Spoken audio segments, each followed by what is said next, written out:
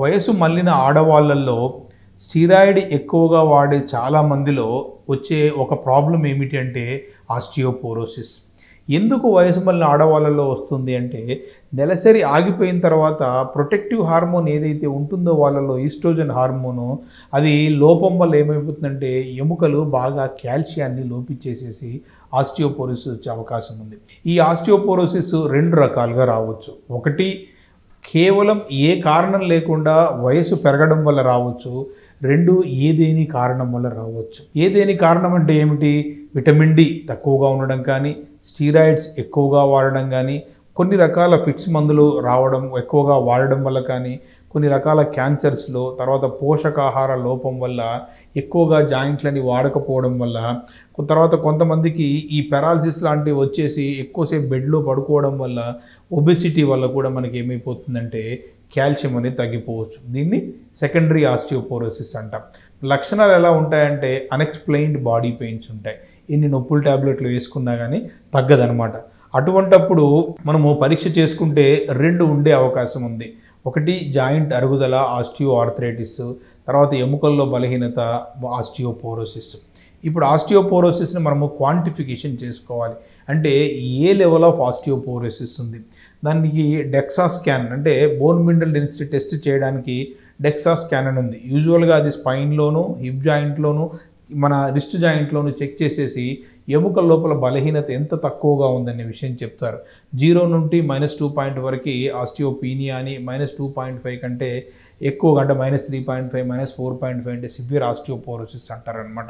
-2.5 plus ఏదన్నా తుంటి joint fracture కానీ, స్పైన్ ఫ్రాక్చర్ కానీ, రిస్ట్ జాయింట్ ఫ్రాక్చర్ కానీ ఉంటే దాన్ని కూడా సివియర్ ఆస్టియోపోరోసిస్ అంటారనమాట. ఆహారం లోపల పాలు, ఫ్రెష్ లీఫీ వెజిటబుల్స్, తర్వాత బాదం పప్పు, రాగులు, నువ్వులు తీసుకోవడంతో ఏమవుతుందంటే న్యాచురల్గా శరీరంలో కాల్షియం అనేది ఆహారంలోంచి వస్తుంది. విటమిన్ డి పర్ఫెక్ట్గా ఉంటే కాల్షియం అనేది బాగా అబ్జార్బ్ అవుతుంది అనమాట.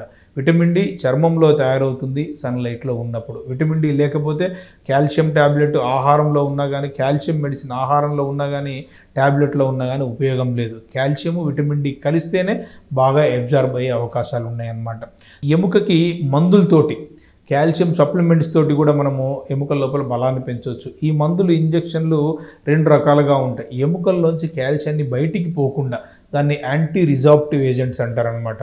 తర్వాత ఎముకల లోపలికి కాల్షియాన్ని ఇచ్చేవన్నమాట. దాంట్లో టెరిపారటైడ్ అంటూ ఉంటారనమాట. అదే ఒక హార్మోన్ లెవెల్ ట్రీట్మెంట్ అనమాట. ఈ రెండు రకాలుగా అడ్వాన్స్డ్ ట్రీట్మెంట్ ఇవాళ ఉంది. కొంతమందిలో ఈ ఆస్టియోపోరోసిస్ బోన్ వీక్ అవ్వడం వల్ల ఏమైపోతుందంటే ఈ నడుస్తూ చిన్న చిన్నపాటి దెబ్బలకు కూడా ఫ్రాక్చర్స్ అయ్యే అవకాశాలు ఉన్నాయి. యూజువల్గా తుంటి జాయింట్ ఫ్రాక్చర్సు, తర్వాత స్పైన్ ఫ్రాక్చర్సు, రిస్ట్ జాయింట్ ఫ్రాక్చర్స్ చూస్తూ ఉంటాం. వీళ్ళల్లో అవసరాన్ని బట్టి ఆపరేషన్ యాడ్ చేస్తాము. ఈ ఎముక అతకడంతో పాటుగా ఆస్టియోపోరోసిస్ కూడా వీళ్ళలో ట్రీట్మెంట్ ఇవ్వాల్సిన అవసరం ఉంటుంది అనమాట. ఏ ట్రీట్మెంట్ తోటి అంటే ఆపరేషన్ తోటి ఆస్టియోపోరోసిస్ని ఇంప్రూవ్ చేయలేం. ఆస్టియోపోరోటిక్ ఫ్రాక్చర్స్కి మాత్రం ఆపరేషన్ అవసరం పడుతుంది. ఆస్టియోపోరోసిస్కి మాత్రము మందులు, ఇంజెక్షన్లు బాగా పనిచేస్తాయి అన్నమాట. ఇంకా బాగా ఇప్పుడు నానుడిలో ఉన్న ప్లాస్మా థెరపీతోటి ఆస్టియోపోరోసిస్కి ఎటువంటి ట్రీట్మెంట్ లేదని మనం గుర్తుపెట్టుకోవాలి. ఆస్టియోపోరోసిస్ అనేది ఒక ప్రివెంటబుల్ జబ్బు, ప్రివెంటబుల్ వ్యాధి. శరీరంలో వచ్చే మార్పే నిజంగా చెప్పాలంటే ఆస్టియోపోరోసిస్.